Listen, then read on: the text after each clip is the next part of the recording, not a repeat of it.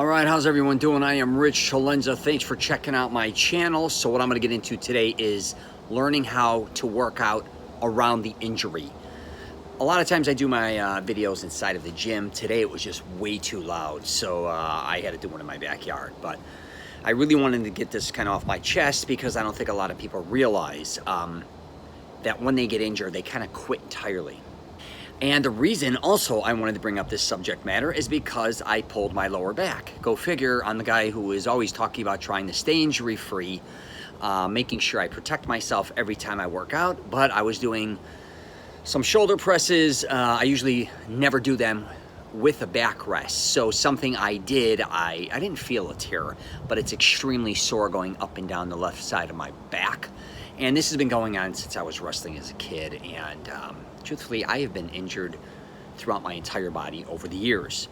And the one thing I was always able to do was work out around that injury. Now, before I go any further, I want you to know, if you have an injury that is very, life-threatening or bringing you a lot of pain, the last thing I'm telling you to do is go work out. Go to the doctor, figure out whatever you got to figure out to get healthy again. I'm kind of talking about maybe more or less on the minor injury side. When I was younger, my early 20s, very early 20s, I tore my rotator's cuff. And they wrapped me up. They said I may have to have surgery and all these different types of things, and I wasn't obviously able to work out. But I couldn't stop working out. It was almost an addiction for me. What I ended up doing may sound kind of crazy, but what I did was I never stopped working out.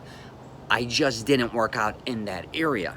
So obviously I couldn't do shoulder presses, I couldn't do any bench pressing in this left-handed shoulder, but the rest of my body, I knew I could keep working out. I also knew if I wanted to do cardio, I could keep working out. But back to being injured, I learned that just because I got injured doesn't mean I'm giving up on my entire body. I know tons of people that say, for instance, they hurt their wrist, right?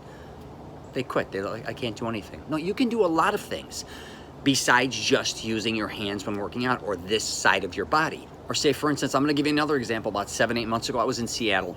I was looking for an Italian restaurant. Going down the hill, there was the sidewalk missing a square. So I didn't know it was roped off or whatever, and then it was missing. So I didn't see it. I was looking at my phone. My ankle went in and snapped.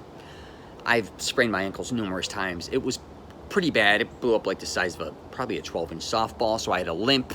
I heard the crack and everything. And I went and ate, went back to the room, and I knew what I had to do. I knew I could not, obviously, run for a long time, right? But it didn't mean that I still couldn't work out my upper body. Still didn't mean I couldn't even do legs. I definitely wasn't doing calves, and I definitely wasn't gonna be squatting or doing lunges, but I still could do leg workouts. I can still work out most of my body. It wasn't like an injury where I said, hey, now I can't work out for 6 months. So what I'm really trying to get into regarding this video is don't use excuses. There's a lot of things that you can work around and still work out. I talk about the swimming pool all the time, especially if, say, your knees are a little sore, or again, you sprained an ankle or whatever the case may be. Get in that pool, keep working out, doing some exercise in there. It's got the buoyancy, so you're gonna be much lighter. But just don't stop working out because you have an injury. Again, if you have a major injury, I'm not telling you to work out. But if you have something small, also a lot of times I think people do get caught between thinking something is injured when it's just very sore.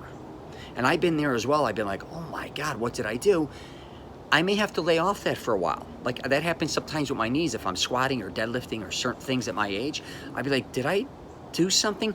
But I stay away from it for a few days, see how I feel, and a lot of times I recover very quickly as long as I don't push it, I guess you could say. Because a lot of times when we work out, you don't sometimes realize the difference between pushing yourself too hard or not pushing yourself hard enough, but you just got to be aware again of the injury. So these are things that you're going to have to learn what your body can tolerate and what it can't. But I just thought I would do a video on this because I just think a lot of people cop out on themselves. If people want to work out, they're going to work out. If you want to quit, then quit. But I definitely wouldn't use small injuries to stop you from working out, even though it may be something that you love to do, that you get injured with. And you're like, well, I revolve my whole... If you're a runner, for instance, and you hurt your ankle or your knee, you may have to take on another sport too. I'm just telling you that, you may go do Pilates. I don't know. You may go do a swim. You may go just start weight training your upper body instead of running at that point in time. When you do recover, go back to running. But at least you have, you kept up. your body. Don't give up on your body, because the longer you're out of the gym or the longer you don't work out, the longer the recovery, I believe. And I talk about this all the time. It takes months, even years, to get in great shape. It takes weeks or not even months to get out of shape. But you got to think about when you come back, if you do have a small injury, how are you going to feel when you come back? Are you going to still be stronger? Or are you going to be weaker? I always want my body to understand that everything I'm doing is constantly to make it stronger, if that makes sense, even if I have areas that break down. And when recovering from these small injuries, please take as much time as you need. Stop rushing things. That's where a small injury can become a big injury, and I think that's what happens to a lot of people. They rush back.